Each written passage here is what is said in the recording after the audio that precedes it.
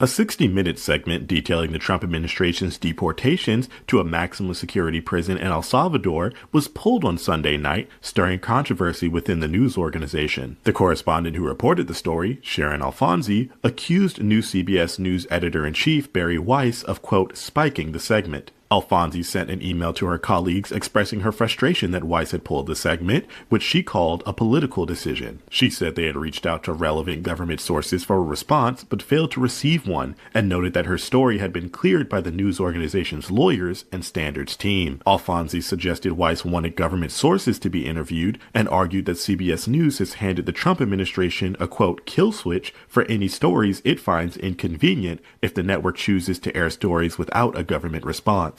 She also said the administration's failure to respond is a, quote, tactical maneuver designed to kill the story. Alfonsi wrote, quote, if the standard for airing a story becomes the government must agree to be interviewed, then the government effectively gains control over the 60 minutes broadcast. We go from an investigative powerhouse to a stenographer for the state. Weiss suggested the piece was held because it didn't include, quote, critical voices and was missing, quote, context. She also took issue with the program's use of the term migrants for the men instead of saying illegal immigrants. In response to the criticism, Weiss reportedly said on a CBS call, quote, I held a 60-minute story because it was not ready. While the story presented powerful testimony of torture at CCOT, it did not advance the ball, and this is 60 minutes. We need to be able to get the principles on the record and on camera. Weiss arrived at CBS News in October after leading the Free Press. Her arrival came shortly after her news site was bought by David Ellison, a Trump ally.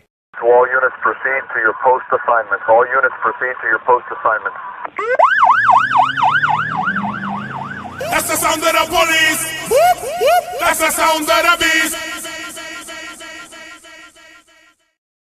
Yeah, baby. It's episode 12 of Probable Cause on December 30th, 2025, aka the final show of the year. Other podcasters are taking the night off, but not us, Greg. We have a work ethic to uphold, right? We're grinders.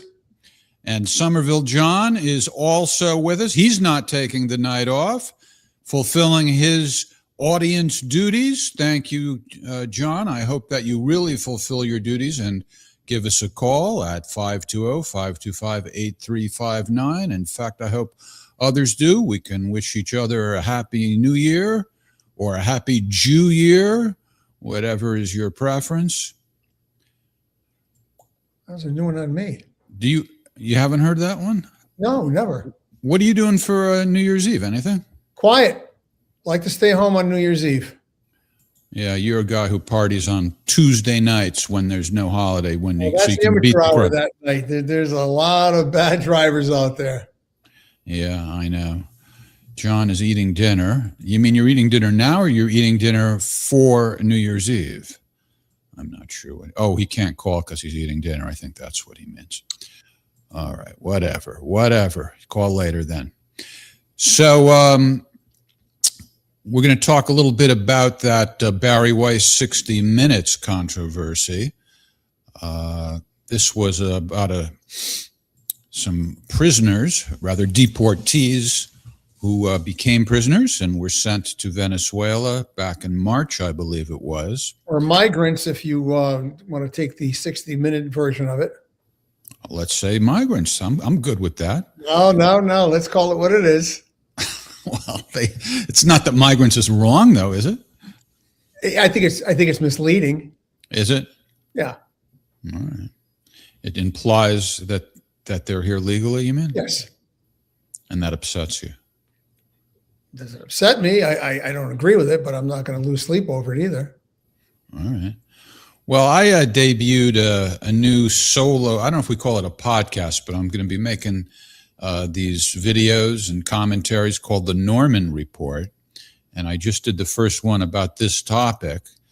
And I refer to them as migrants in that report. So I hope you cope okay and aren't too upset with me. How did you come up with the name for that show? The Norman Report. It was very, I put on my creative hat. And, I hope you didn't hire an ad agency for that or anything. No. I did that all in-house. Okay. So Anyway, all right. So it's not the catchiest title, and we're going to play it and then chat about it. But I came up with a little bit of a different angle because the thing that I noticed about this, well, for those of you who don't know about it, just briefly, Barry Weiss, who's the new editor-in-chief of CBS News, pulled this piece at the last minute. This is after it went through, a vetting process. Their lawyers, standards and practices, whatever, at the network looked at it. And at pretty much the last minute, Barry Weiss pulled it. Her main argument is that she feels it needs one of the principals, as she means, meaning a high-level person from the Trump administration, to be interviewed. And the reporter on the piece, Sharon Alfonsi, as well as a lot of her peers at CBS and also just throughout the media industry, are outraged. They're freaking out, really. And I think, to me, the heart of the matter is whether or not 60 Minutes tried hard to get somebody from the Trump administration. Because if they didn't, I don't see why anybody would object to just trying to interview. And it's not as if Barry Weiss said, oh, this is a requirement from now on. She didn't even say it's a requirement for this story. All she said was she wanted to try. That's all. Nor did she kill it like they keep claiming that she did. Exactly, and they are claiming otherwise. So I noticed that various people who are media critics, just media professionals, people in general, were saying how hard the CBS crew tried. They tried repeatedly. They tried numerous times. And one way or another, they were conveying there was this great effort. And I noticed that in the 60 Minutes piece, by the way, it aired in Canada by mistake, so I was among many people who saw it. You saw it, Greg. Many of us saw it. In that 60-minute piece, Sharon Alfonsi did not even claim to have tried hard. She referred to basically she alluded to trying, but didn't say hard. She referred to one interview request. And then she had sent an email to her colleagues talking about it. She didn't claim there that there was any particularly, tenacious effort made. So I was left wondering, why are all these people talking about how hard they tried when she didn't even claim it? And so that's kind of the main thing that was the impetus for making the video. And anyway, so should we just screen it and then we'll chat about it afterwards? Sure. Yep.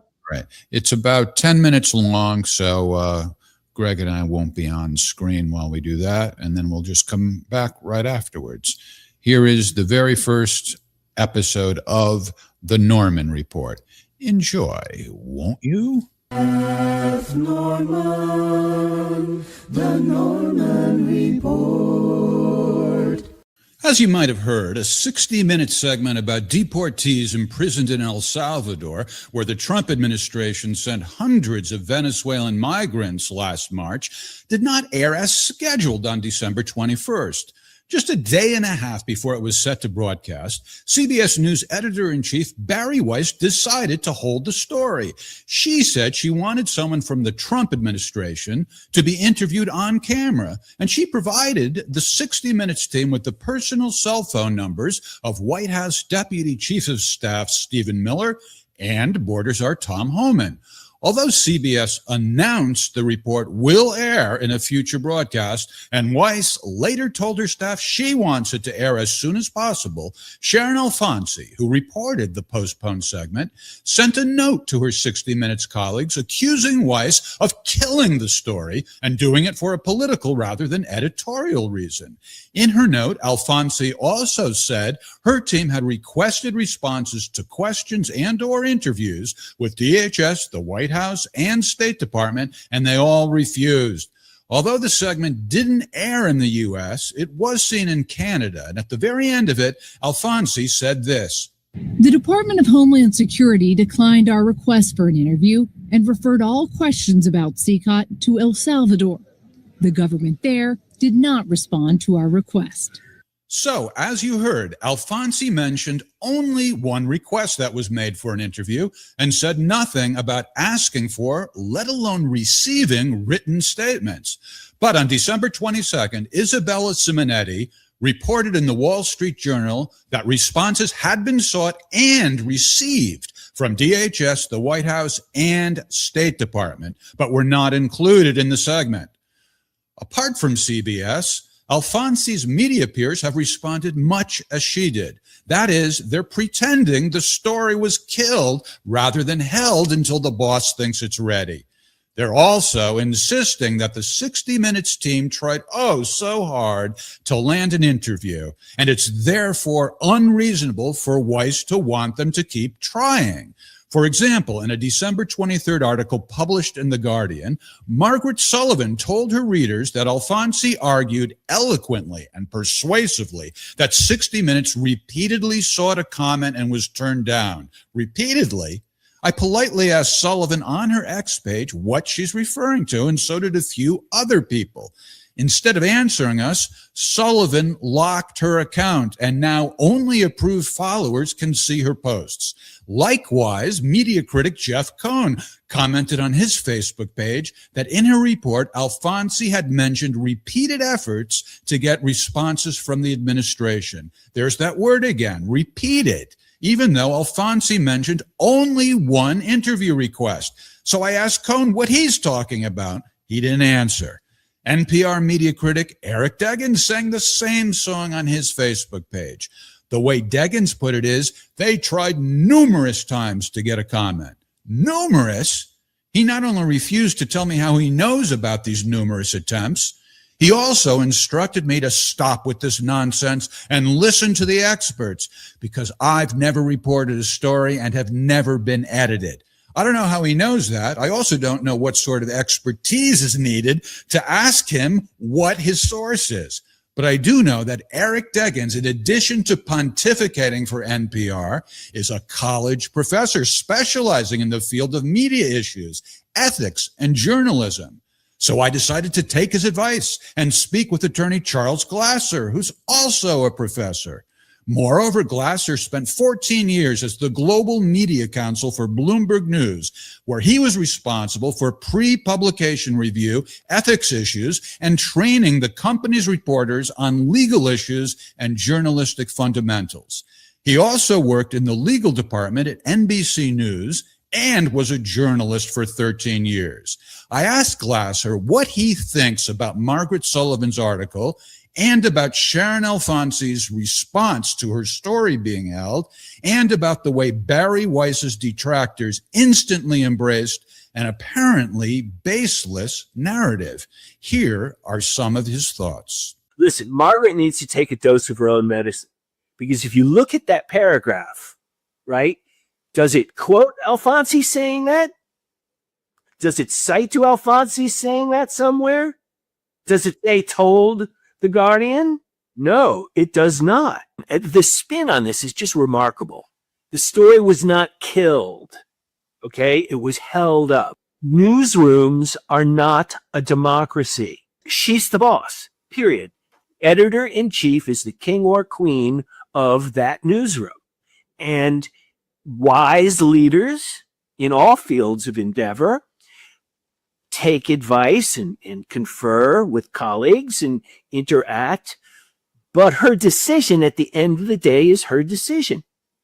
And I have to tell you, the great newsrooms, I cannot imagine this happening. And I've worked in, as you know, in some of them for a considerable length of time.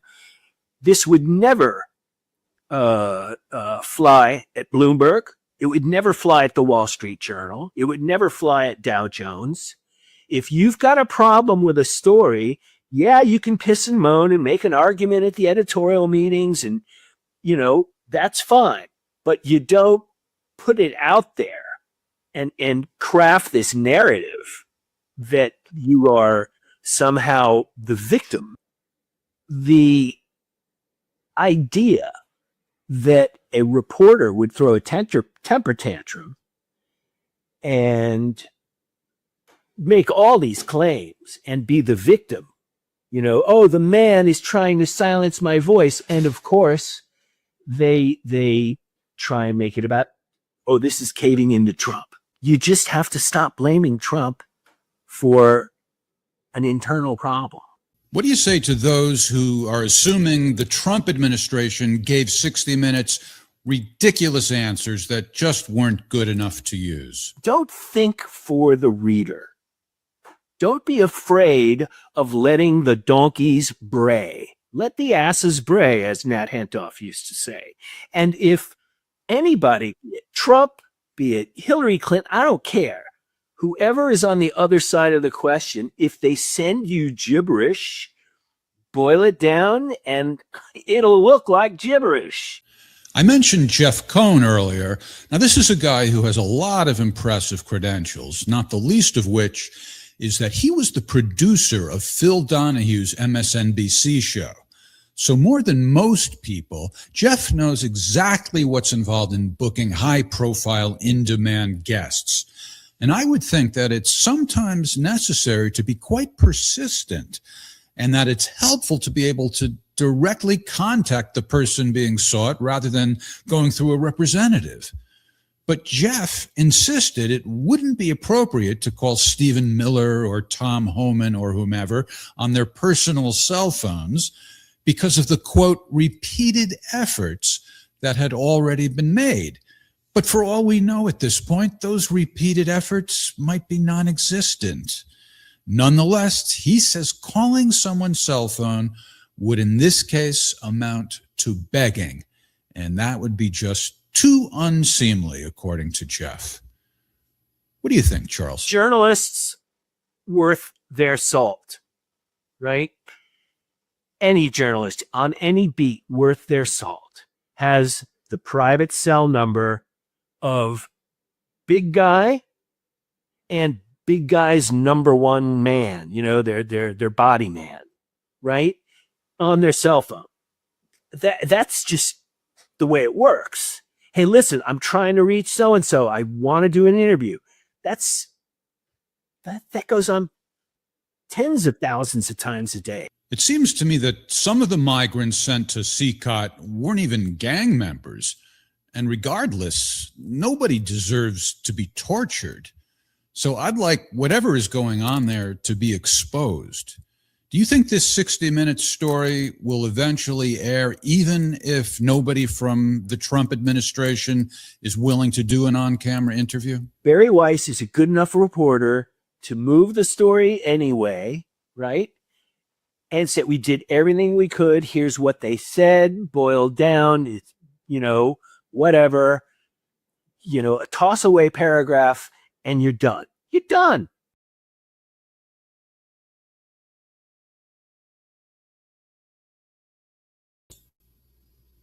You're done. You're done.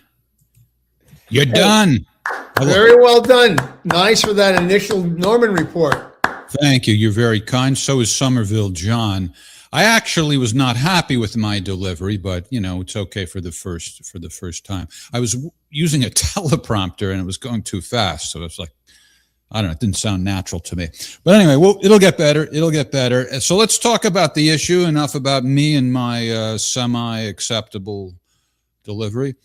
I was thinking, Greg, that what you did when you were a cop and when you worked with the FBI is actually quite similar to being a journalist in terms of if you're an investigative journalist. And am I right? If let's say somebody was murdered on December 1st in New York City, and you had good reason to think Joey the Hitman did it because of his reputation or, whatever reason. But then it was confirmed that Joey the Hitman wasn't in New York on that date. He was in Italy. You wouldn't keep insisting it was Joey the Hitman, right? I mean, No. Plus, I would have an obligation to reflect that in my investigation, and that's exculpatory evidence that I have to share with not only the prosecutor but the defense attorney at some point. Yeah, I think we need to for you to pay a visit to the CBS newsroom to teach people about just basic fairness. So Barry, I don't know all that much about Barry Weiss. I know that people dislike her, many people, because she's a Zionist, she's this and that, she's carrying water for the Trump administration. Let's assume that's true. I'm not saying it is, but let's assume it is. Nonetheless, she's the boss, And trying to get somebody in the Trump administration to talk on camera is not some weird thing that's never been done in the world of journalism. No, and I think Glasser, addressed that, quite well. You don't want shoddy, be accused of shoddy journalism or poor investigative practice. So I would think that you would want to go out of your way to reflect every effort was made to try to elicit some sort of response from somebody in the administration. It only strengthens whatever the position is they're trying to take with their story. Right, exactly.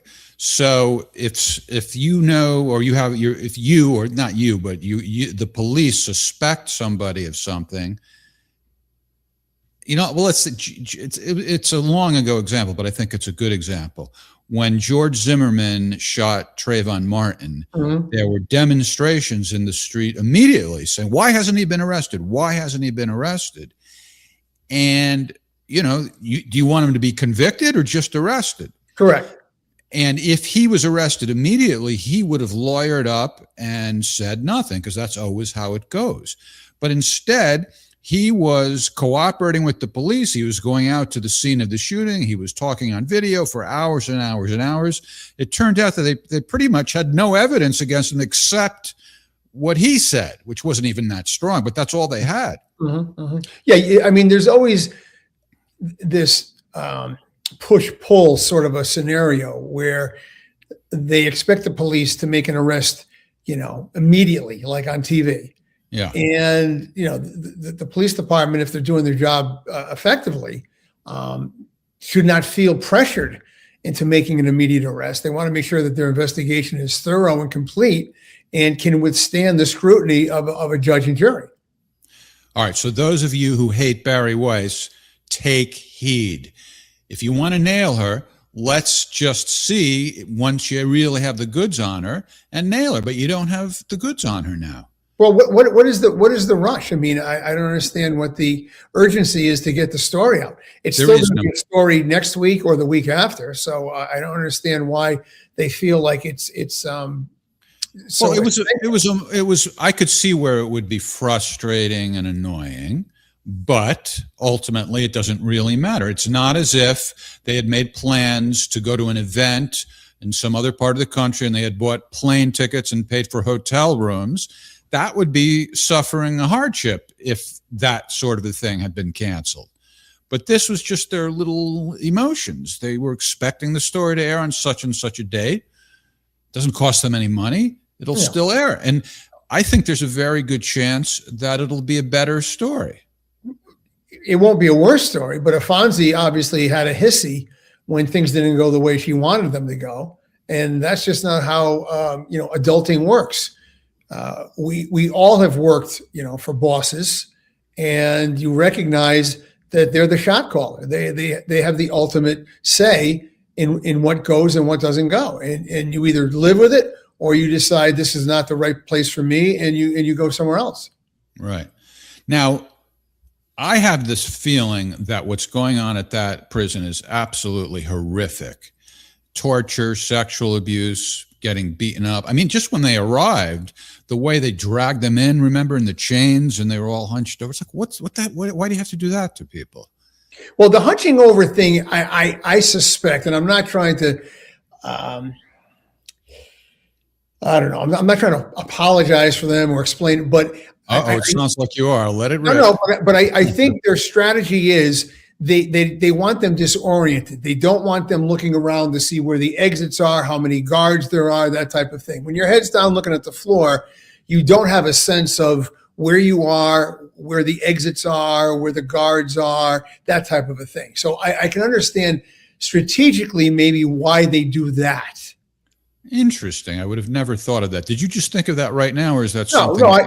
Somebody asked me about that when it was first aired, and I just said, you could put a bag over their head, or you could force their head down and make them look at the floor as they're being brought in so that they don't have a good concept of the layout of the place. That's the only way you can really justify it.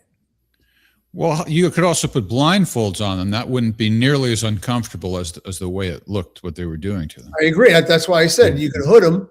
And Oh, either, that's the same thing, I guess. Yeah. Okay. yeah, it'd have the same effect. But yeah.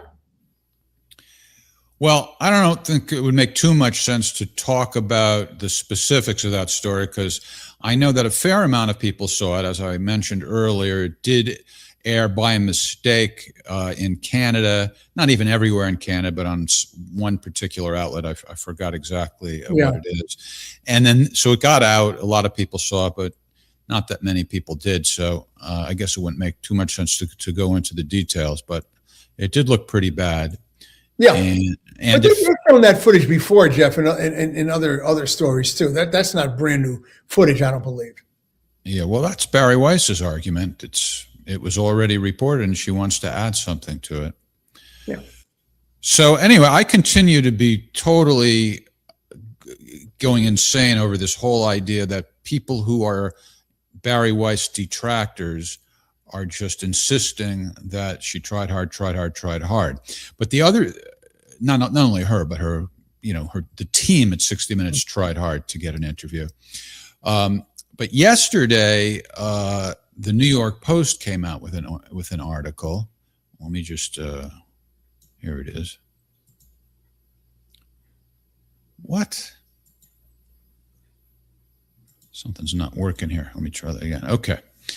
So the outraged journos want David Ellison, he's the owner of the company, to protect CBS News from Barry Weiss. So they're circulating a petition saying how terrible she is and how he's ought not to let her get away with too much, blah, blah, blah, blah, blah.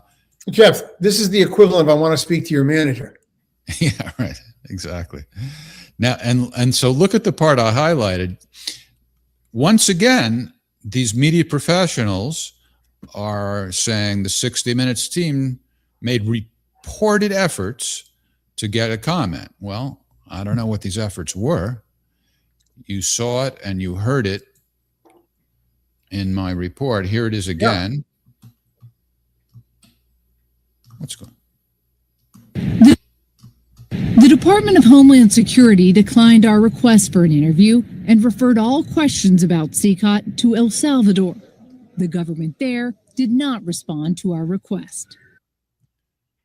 Does that sound like repeated efforts? No, I mean, and who knows who they even contacted? I mean, did they get to the switchboard and then that was the end of it? It's really intentionally vague, I think. Right. Well, the implication is that, Barry Weiss actually said that they apparently only went through a spokesperson, and that's why she provided them with the cell phone numbers of Tom Homan and Stephen Miller. Yeah. Let's see. I don't know if I have that.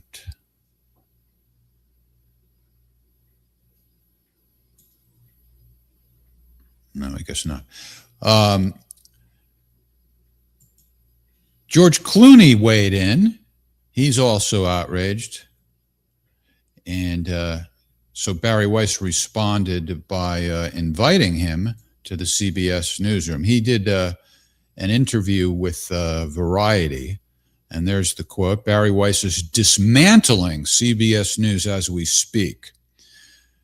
Now, dismantling is a little bit of an ambiguous word. You can take that any number of ways. I think the way he meant it was ruining it. I guess she is to some degree dismantling. She's certainly reworking things. But is that necessarily bad? I mean, I think she's doing her job as the editor-in-chief. I mean, that's her job duty, is to, vet these stories to make sure that they're up to the standards of 60 Minutes. And it sounds like, in this particular case, it wasn't. So she's upholding, the traditions of solid investigative journalism. Yeah. All right. So any predictions from you? You think the story's going to eventually air? And if it does, do you think it will or won't include any interviews on camera with somebody from the Trump administration? Go ahead, Nostradamus. Well, I'm thinking they may split the middle and go with a released statement, possibly. I don't know if they want to subject themselves to an on-air interview, but they may come out with a prepared statement and submit that as their response. Yeah, which apparently they already have. So I don't know. I just don't get it. That that's why I showed this article. There's still this in a week or two, and they're still not even referring to the fact that the Wall Street Journal reported right there that 3 different agencies did give them statements. So I don't know if the Wall Street Journal's report is accurate, but if it is, that blows a big hole in the story that everybody else is making. And if this is not accurate, then that should be the story. But instead, everybody's just ignoring it. Yeah. The Wall Street Journal is a pretty major publication. It's so big you can't ignore it, but they are. Correct. That's so weird, don't you think? Yeah. No, I mean, you're onto it. I mean, I think you've sort of exposed their Achilles here in the fact that they maybe they don't like what the written statements say, and they would rather get an ambush interview done live and hope to trip somebody up and make them look worse. All right. So your prediction is that the Trump administration will not agree to an on-camera interview, and then they'll wind up airing the story anyway and just go with statements. My guess. All right.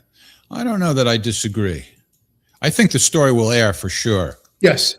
That I would bet on. Mm-hmm. As far as whether or not there's an interview, I'm not so sure about that. The stakes may be too high at this point. Like Team Trump may figure this has just got too much attention now. There's no way that we can look good here. But I don't know. They may feel like they have a good argument. But I don't know. It'll be interesting. It'll get a bigger audience than it would have otherwise gotten. That's for sure. That's true. Yep. Yeah. So, all right. Shall we play our favorite game? What do we have? Any comments here? Forcing men to pay alimony and child support is modern-day slavery and unconstitutional. Oh, this is our new segment, the non sequitur segment. I was going to say I must have walked away for a few minutes and missed something. Yeah, I guess that's true, but it's also true I have 2 elbows, yet I'm not announcing that I have 2 elbows. I do. Lest you think I was joshing. How many elbows do you have? Well, 4 if you count my 2 knees. All right. You have 2 more than I have. Let's play Has It Happened to Greg?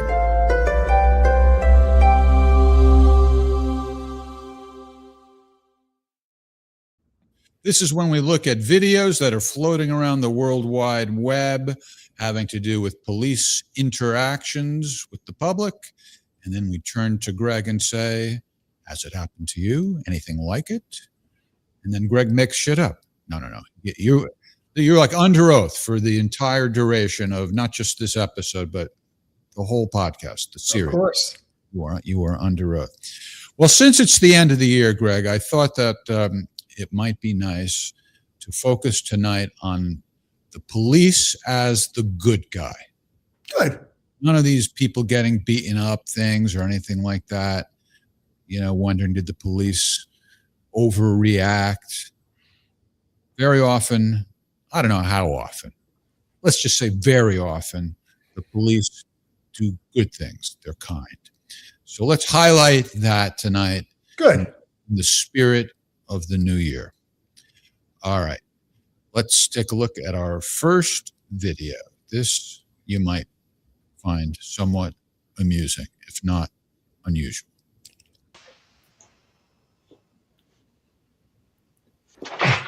DoorDash? What's going on here? Your driver got arrested. Oh, and you enjoy. Has it happened to Greg? Have you ever delivered food after having arrested, say, a pizza delivery guy? I know they didn't have DoorDash back in your day. I was going to say thank you. Yeah, no DoorDash back in those days. I don't recall ever having to fulfill All right, it's not specifically food, but have you ever collected the personal belongings of somebody and got to them? I'll tell you what I'm thinking of. Yeah. You go first. Go ahead. Well, no, I remember it's funny. I thought of this the other day because it's been very, very cold up here. Mm-hmm. So, I see on Facebook, somebody's pipe burst because they got so cold that the pipes froze and broke. And I grew up in New Haven and lived on a third floor apartment. So never lived in a real standalone home. And then, of course, now I'm working out in Brantford. I am just out of college. I'm living in a different apartment now in Brantford. And I get a call to go to a nice home. And there's a burst water pipe and the woman is frantic. And I'm thinking, I'm probably like the last person you want to show up to figure out this problem, knowing nothing about plumbing, never having lived in a standalone home. So it's about 10 degrees out. She's in the garage. Water is spraying out like a sprinkler system. And she's, screaming at me, do something. And I'm thinking, what do I do here? And after getting drenched, I was able to find a valve and turned it, and the water stopped flowing, thank God. But I was thinking at the time, like, I didn't sign up for this. I was kind of hoping to fight crime and conduct investigations. I didn't expect to be an impromptu plumber at 11 o'clock at night. But yeah. So did you work the rest of the shift or you go back to the police house and shower or what? Oh, well, yes. Yeah. I was given the time to change into a set of dry uniform because that would have been hazardous to try to work under those conditions. Yeah. Yeah. I thought of two instances from my life. One was when I got stabbed in Long Beach. And, I struggled with the guy who was robbing me, and he wound up winning because he had a knife and I didn't. And I don't know any self-defense techniques or anything. So he stabbed me multiple times. I'm lying on the street, possibly bleeding to death for all I know. I had nothing to compare it to. And anyway, finally the police came, and then the paramedics came. And I knew I was being taken to the hospital, and my glasses had flown away in the middle of the scuffle. So I was thinking, I'm going to the hospital. I want to be able to watch TV. I want to be able to see, this is not going to be pleasant. So I actually, asked one of the cops to try to find my glasses, and he did. Nice. Yeah. In fact, it turned out to be evident. And that this actually gave me chills later because one of my lenses had knife marks all over it.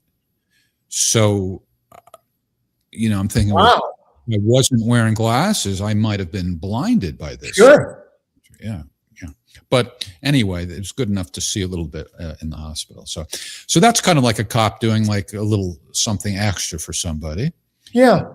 And then another time was, and this surprised me because I like firefighters, and anytime I've encountered them or observed them, I have a positive feeling about them. But in this particular occasion, some woman had a seizure in front of the supermarket, and they had a rough time, controlling her. And in the I wouldn't call it a scuffle, but while they were, trying to restrain her to take her to the hospital, her wig fell off. And I was just a bystander. I'm watching this, and they're like finishing up, and I see they're ready to take off, and her wig is lying on the sidewalk. And so I went up to one of the firefighters and said, "Aren't you going to take her wig?"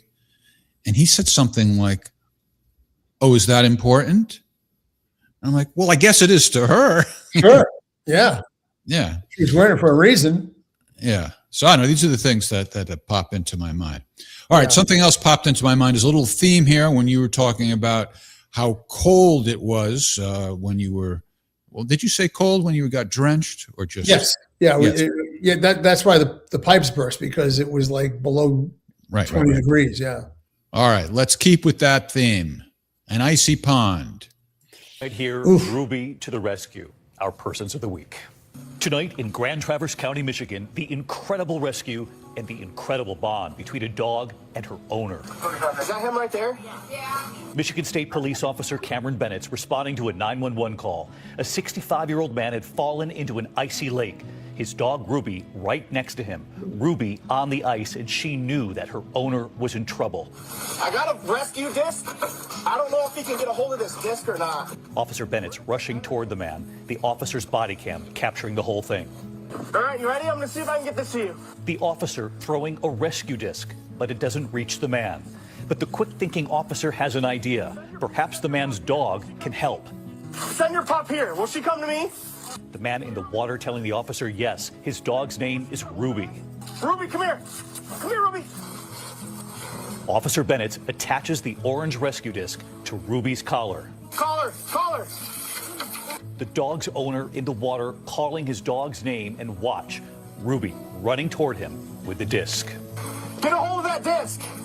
Kick your feet back. Bring your feet up to the surface by kicking your feet. Officer Bennett begins to pull the man out. Keep pulling on that disc. Pull. He's out of the water. A firefighter also on the scene crawling to the man, Ruby staying right by her owner's side. Just stay right on your belly. Give me your hand, stay right on your belly. The officer and the firefighter both grabbing the man's hands and taking him to a waiting ambulance. Tonight, both he and Ruby are now home and doing well. And tonight, that quick-acting officer, Cameron Bennett's grateful for the assist from Ruby. Come here. The only other tool I had was Ruby. She knew Dad was in trouble, and she knew she had to do something to help too, and she could. He was in the water for approximately 16 minutes. It is a miracle that everything was as good as it was. And so we choose that officer, the firefighter, and of course, Ruby. I'm David Muir. I'll see you Monday. Good night. Suddenly, your little leaky faucet story doesn't seem so dramatic. I'm humbled every week when we do these, because I thought initially, before we started doing these, that I had kind of an exciting, well-rounded career, and then I realized how boring it was in comparison to some of these stories. But that's a great story. I love that story. I mean, how clever to utilize the dog, which is probably 15 pounds or 20 pounds, so can cross back and forth without making it more dangerous. Right. See, so there's different angles when we're thinking about, has anything like that ever happened to you? There's the dog angle. Has a dog ever been involved? And then there's, of course, the dealing with the possibility of drowning angle. Then there's the ingeniousness of the solution. Anything like that ever happened to you? I'm drawing a blank on that. I wish just the one you already said, the leaky faucet story. I'm sticking with the leaky. It wasn't a faucet. It was a series I know. of I'm just giving garage. It was spraying water like it was a sprinkler system. I know. I'm just giving you shit. When my friend here said, "Oh, what a story," I was thinking she was referring to my story. But then I saw Ellen Jimerson said, "Great story, Greg," and I'm going, probably the other one was about yours too. No, but that was a wonderful story. I wasn't aware of that one. I think that's great. Which one? The dog being able to assist in the rescue efforts, and the police officer having the wherewithal to utilize the dog that way. That was great, because I'm sure if the guy fell through the ice, the officer wasn't going to do any better. Yeah. I don't think I would have just said, sorry. Well, my question is, why were you out there to begin with? I don't know. Who knows? All I said, no can do. Sorry. I didn't sign up for this, like you said. What would you do? Well, you don't know what you do really until you're in the situation, right? Yeah. I mean, it's great that they have those discs, because at one time, you would probably tie a rope to a rock and heave it out there and hope that the guy could get to it. So it's good that they have that. You must have been involved with a dog at some point, right? Don't you, at least, if not for a rescue, when you're going after a suspect? Haven't you ever We had a dog when I was on the department, and of course his name was Sarge, which was not probably the best idea for naming a police dog because it created some confusion at the scene. But he was very effective. That's funny, actually. Sarge. No, him. Yeah, right. Which Sarge are you talking to? But he had the name of the land shark because he wasn't a great tracker, but he was a very effective biter. So he went under the name of the land shark. Not bad. All right, if you just joined us, tonight is our propaganda episode. We're making the police seem like good guys. No, they are good guys. Let's take show you another example of the police serving their community as we would want them to, doing good for mankind and even womankind. Watch out. Hold on a second. Can you see that? No. There we go. Okay. Let me start that again. I couldn't see it. I don't know what's going on here. Watch out. Where, right here? Okay. He's not breathing. Look at my baby. Just that close. Look at my baby. He's not breathing. What was he doing? Was he eating before that? Okay, we got crying. Okay, we got crying. He's okay.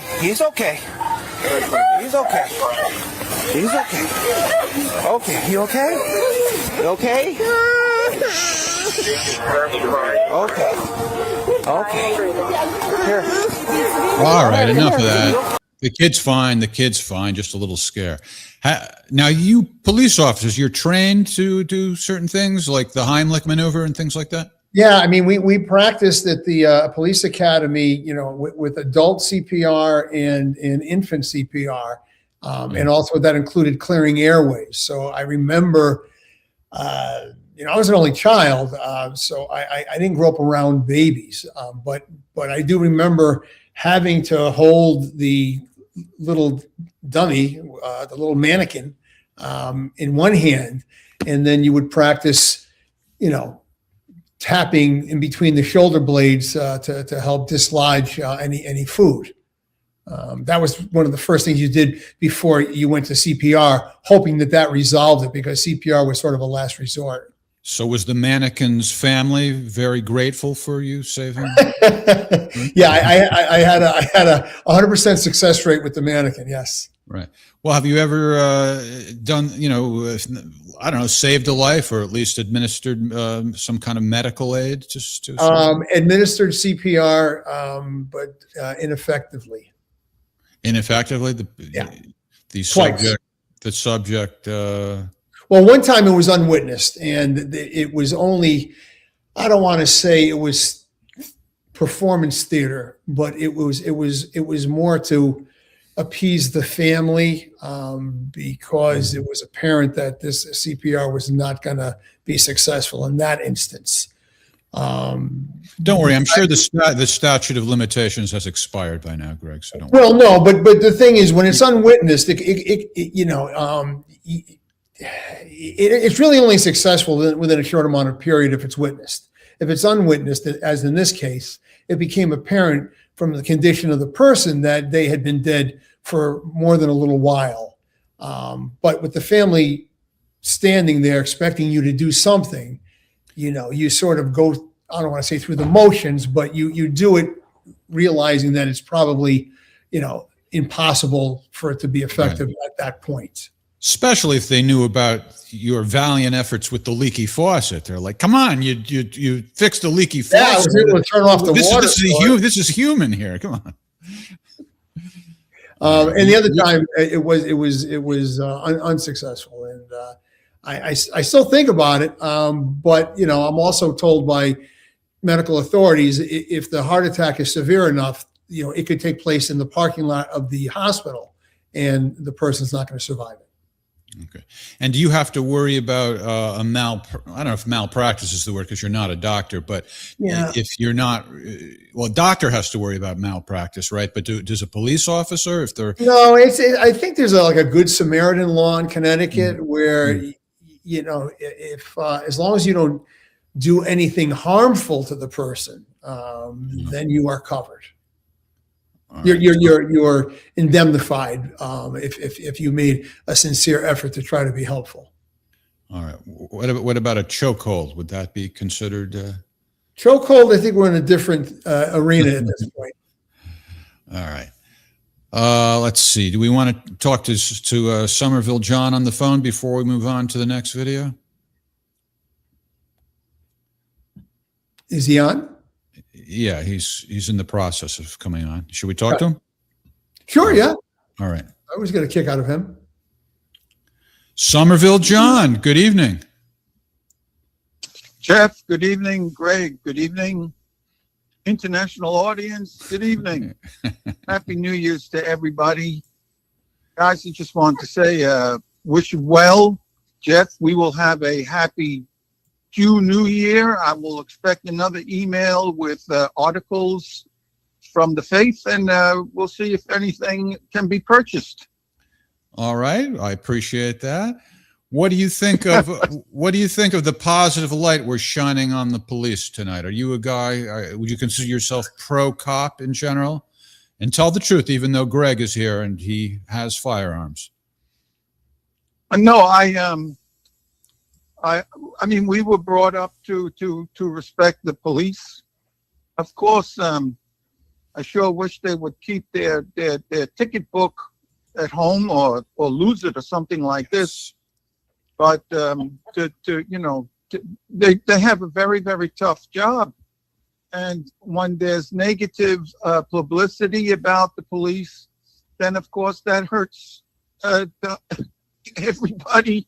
Everywhere, all policemen have to suffer the consequences. So I think it's a great idea that positive stories are being showed about the good work that they do. Yeah. Who's that? Is that your wife? Is that your wife in the background rooting you on? Yeah. Yeah, that's the boss. Yes. What's her name? I also need to take the end of the year opportunity to ask Greg how he gets these colored lights behind his back. I think it was Amazon. It was an Amazon purchase, and they come with a little remote, and it gives you probably like 8 or 9 different choice colors, and so I can change them out as needed. So in other words, he took the bulb in his hand and he screwed it into the lamp, and then he turned the lamp on. That's the secret. Yeah, that's about the extent of my prowess. That's good enough. Did you think he like painted the bulbs or was doing something special to get the colors? We didn't know. We remember here, the people that watched, we remember when the lamps were kind of like a purplish, bluish color. So now we see that it's like a red and a green. No, you're behind the times. It's purple now. You're not watching your. Yeah. Oh, look at this now! The whole everybody understand what's going on. Ms. Sheridan, now it's your turn to call. I want Ms. Sheridan to give us a call. We want to hear. I want to hear. Oh, she's better than me. How do you know? Well, everybody. Have you talked to her? Happy New Year. All right, thank you, John. What's your wife's name?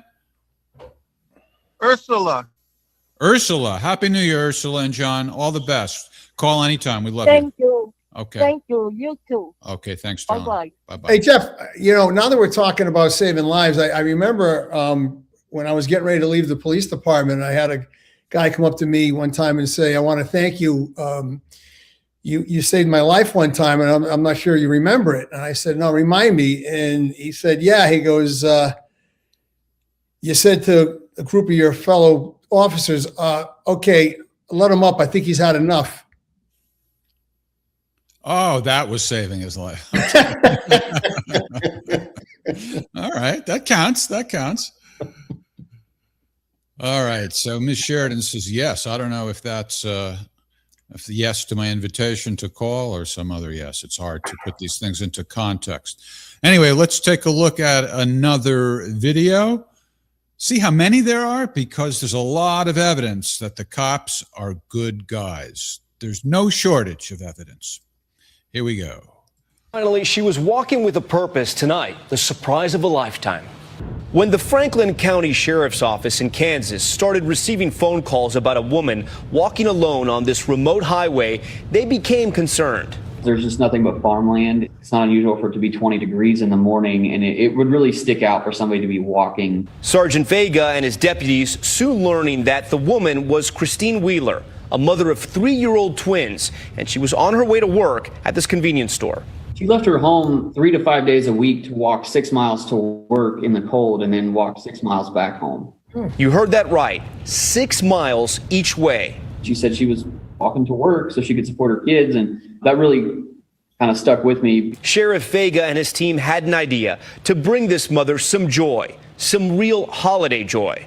The sheriff's office pooling their own resources and enlisting help from the community to bring Christine this moment right here. All these people helped you get that thing.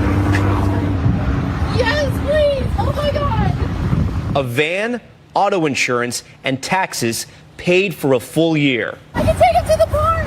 Ah! Oh my God, there's even toys in there. Oh my God, I love it. I want to say thank you guys so much. This means the world to me. She was working really hard and doing everything she could to the best of her ability. So it felt really good for everybody involved to be able to help out somebody who really needed it. She deserves that car and more. We thank KMBC for their help on that story. Good night. Now, I've seen various stories of, the police chipping in to buy like a toy for some poverty-stricken kid or something like that. I've seen it for air conditioners in brutal summers. But buying a van, I don't know what it costs. That's a substantial amount of money, I would think. I'm going to go out on a limb and guess it might have been a seized vehicle. No, I mean, seized in quotes. Well, yeah, I mean, oftentimes in a drug case, if they're using a vehicle to transport drugs, you can file an asset forfeiture seizure and basically confiscate the vehicle. In which case, it becomes the property of the sheriff's department. We had done that several times where we used them as undercover vehicles later on. I see. Okay. Yeah. And so I'm guessing because it's kind of an odd vehicle to give a family of 3. I'm going to guess it was probably in their inventory and they were able to turn it over. Maybe she was pregnant. Maybe. All right. So, have you ever dug into your pocket to buy something for a member of the public? I'm sure you've bought Christmas presents and birthday presents for people like we all have, but in your capacity as a police officer, have you done? I'm going to sound like really cheap. I guess maybe we would get some free McDonald's food sometimes and give it to somebody who was really down on their luck. That's something. Yeah, it didn't really, it wasn't really out of pocket. McDonald's was always good to us as far as. You used your connections at McDonald's. McDonald's paid for it, and that's all right. That's still. Yeah, we were just a conduit, but the idea was to get the food to somebody. And all right, want to talk to Helen Sheridan? That's H. Shearer in the. She's been on before, yeah. Yes. Hey, Helen, lower your computer so that we don't get feedback. Hi, Helen. My apologies. No, that's all right, darling. You can do no wrong in my eyes. How are you? Very well, Jeff. Thank you. And hello to you, Greg. Hi there, Helen. So I don't want to be too intrusive, but I think you told us before what part of the country you're in. Can we say that? Yes, I'm here in freezing cold Washington, D.C. Just the cold wave came out of nowhere and I'm freezing. Oh, my goodness. So let's be intrusive anyway, because Washington, D.C. is a place that people don't always go to unless they work for the government. Or very true. Yes. Are you a government worker?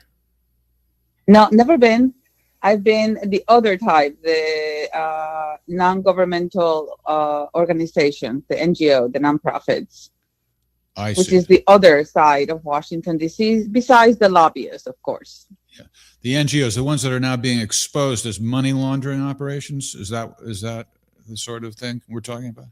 The ones that are now being debated about, let's put it that way, yes. Well, I'm sure they're not all corrupt. I used to work in the nonprofit field, and I was always honest. And I always felt bad when people painted with a broad brushstroke and condemned the whole profession. So I certainly wouldn't want to do that to you. So anyway, thank you. Well, all right. Well, so what's on your what's up, Helen? Well, besides the freezing cold, I was curious to ask Greg, although I do like to say hello to you, Jeff. No, that's all right. Don't worry about it. I'm not important. You always are important, Jeff. So, Greg, what do you think about the Good Samaritan law? Because I remember a few years ago, maybe a few decades, there were these laws that were passed about the Good Samaritan that would respond to a person in need in the road. And you, as a police officer, what was your opinion about those laws? I think they're important to have because you don't want people failing to take action for fear of being sued. I mean, that I think is the purpose of the intent of the law. You want to encourage people, especially if they're on the scene before anyone else arrives, do something. I mean, there's nothing more disturbing than people standing around watching somebody that has a medical issue or has been injured, and they just watch. I mean, it's disturbing to see. So I think it's supposed to encourage people to try to do something to help that person, even if it's just for a few minutes until the first responders arrive on the scene. But there's usually a lapse of time there between when something bad happens and a professional gets to the scene. And I think it's critical that people feel comfortable in trying to do whatever they can do, even if it's just render some type of a comfort or support to the person when they're hurt. Helen's soaking that in. Are you there, Helen? I am here, but I cannot hear Greg. You can't hear Greg anymore? Okay. No, I did not. I'm going to have to replay that one. So thank you, Greg, for your answer, but I'm going to have to replay it. Well, hold on. You didn't hear him at all, or just for part of it? None of it. I hear you, Jeff, perfectly well, but not Greg. I wonder why that happened. Wow. It worked for Somerville John. All right. Well, let me ask you a question before you go, Helen. The chat is trying to figure out what your accent is. One guess is Russian. I don't think that's it. I don't even want to guess. How about you, Greg? You want to take a stab at it? I'm going to say European, maybe one of the prior Slavic countries like Ukraine or something like that. Or Helen? I am here. Did I forgot. Greg respond? Oh yeah, I forgot. You can't hear Greg. That is so weird. I don't know why that's happening. Yeah, that is so true. All right. So where are you from, Helen? What's the accent?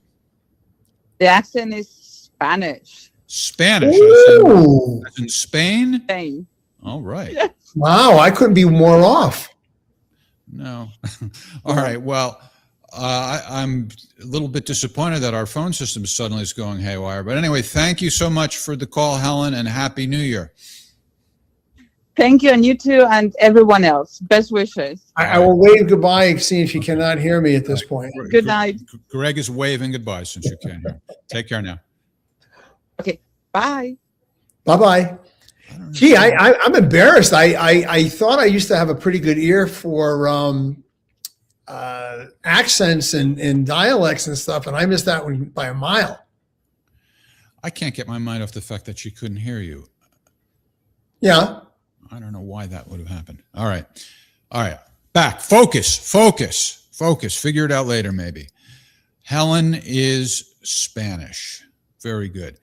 Thank you for the call. I don't know what's the matter with the rest of you. This is our year-end show. Come on. let's hear from one or two more regulars before we say goodbye. We've got just one more video to go. So we'll get through that, and then if anybody else calls, we'll take that call, and then we can say good night. Last video is, well, I won't even give it a setup. I'll just play it. Here it comes. It's okay, buddy. We're here to help him. You're a good boy. I'm having a lot of technical difficulties. Let me try that again. We're not going to separate you. You can come with us. Let me start that at the beginning. It's okay, buddy. We're here to help him. You're a good boy. We're not going to separate you. You can come with us. Just stay calm.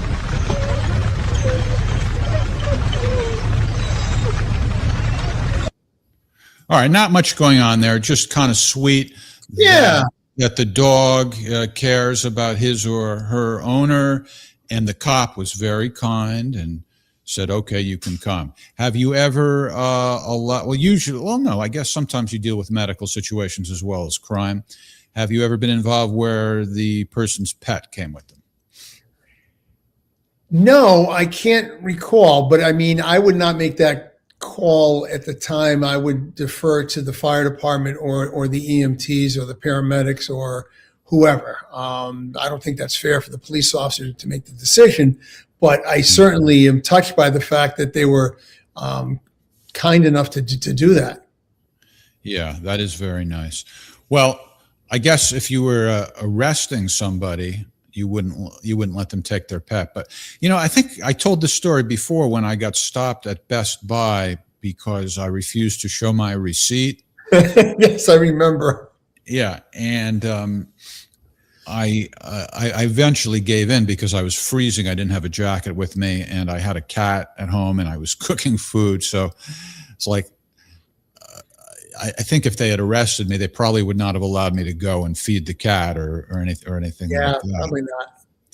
But it's a legitimate concern, though. It's like, if somebody's being arrested, you know what I mean? Would that tug at your heartstrings at least? Like, because it's not about being merciful so much to the arrestee as it is being merciful to the pet. You know what I mean? Yes.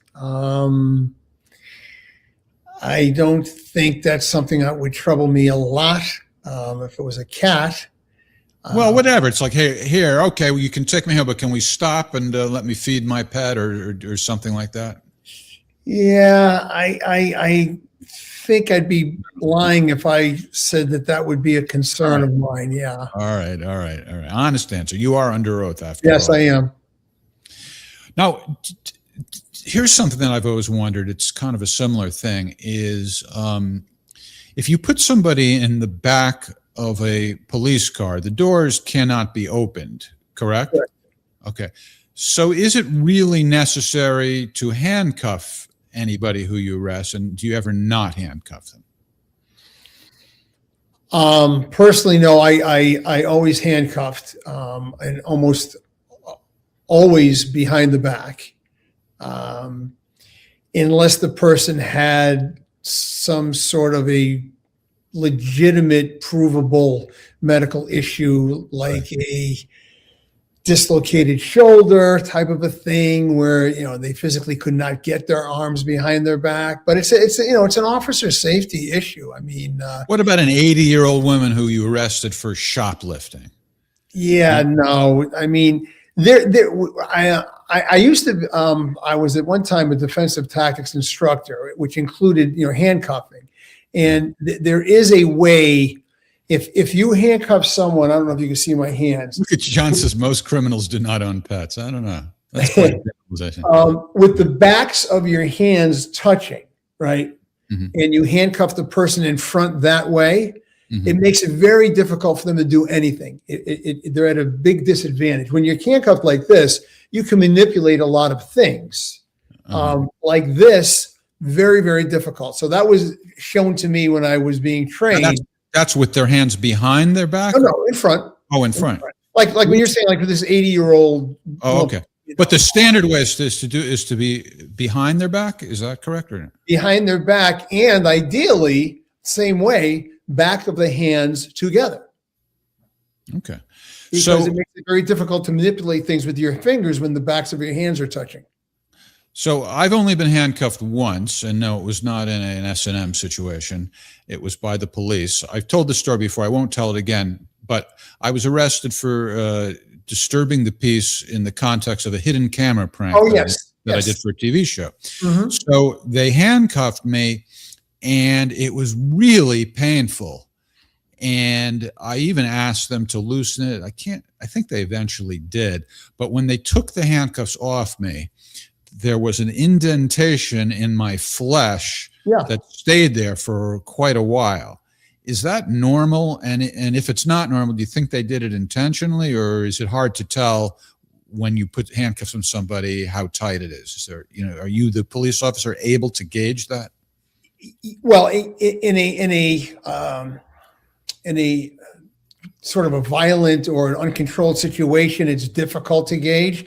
The more compliant the person is, the easier it is to make it less uncomfortable. I would never call them comfortable, but you can make them less uncomfortable. And the newer handcuffs all have a double locking system. So when you double lock it, they cannot get any tighter.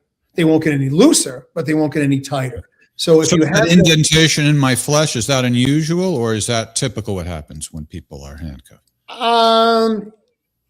It's typical, but the longer you're in them, the more obvious the indentation is going to be. It wasn't that long. It wasn't that long. Or if they put them on tight, if they put them on tight, you're going to have some. It really hurt. See, since I haven't ever been arrested any other time, I have nothing to compare it to. Yeah, no, I mean, I've been handcuffed before, obviously not to be arrested, but when we do role-playing scenarios, especially like in SWAT operations, if you were the unfortunate person that had to be the role player of either the hostage or the hostage taker, they would, end up handcuffing you by the end of the scenario. So even though they weren't on very long, you got to experience what it felt like, and it was not comfortable. You're right.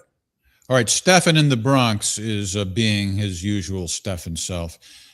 Somerville John has deemed this a good question. I don't know if I agree. What about the arrestee's dignity? After all, he or she is just accused, not convicted of a crime. So therefore what, Stefan? Well, if it's a custodial arrest, it's a protective measure to keep the person in custody. I mean, you are in custody, at which point you have to be controlled to be in custody. Yeah, I would like to know what Stefan thinks is undignified that shouldn't be done. Here's Stefan again, showing his anti-police bias. Okay. Well, Greg, you speak of officer safety. That's what they signed up for. Well, no one signed up to be injured or killed, right? They signed up to serve and protect, but being hurt or wounded or killed is not part of the program, or else you would have zero recruits signing up to become police officers. This is the question I already asked, Stefan. That's why we're having this conversation. Get with the program. You want to give us a call, Stefan? You have 2 minutes. We're about ready to sign off, but if you feel like calling, let's talk it out, my man. Stefan and I have a love-hate relationship. I love him and he hates me. Then he's going to really hate me then. No. Nobody hates you. You're a good guy. All right. Well, Greg, this is our 12th episode. I just want to say it's an exquisite pleasure to work with you. Thank you. Thanks for your recent greetings that you texted me, Stefan, after I asked you to email me instead. This guy is, if I had to sum up Stefan in one word, it would be incorrigible. Some people are malleable. You can persuade them to behave as you want. Not Stefan. Completely incorrigible. All right. Anyway, I started to say it's been an exquisite pleasure working with you, and I look forward to the new year and many years to come. I think it's only been 12 episodes, so we're doing pretty well so far. Got to build up a big audience. Sure. And we're getting there. And thanks for all of your technical abilities, because that would never happen with me at the helm. I have technical abilities? I didn't know that, but okay, thanks. And thanks to Helen for calling. Thanks to Somerville Job. Thanks to everybody in our beloved audience. We appreciate it. And the next time we're together, it'll be next year, as they say. Take care, everybody.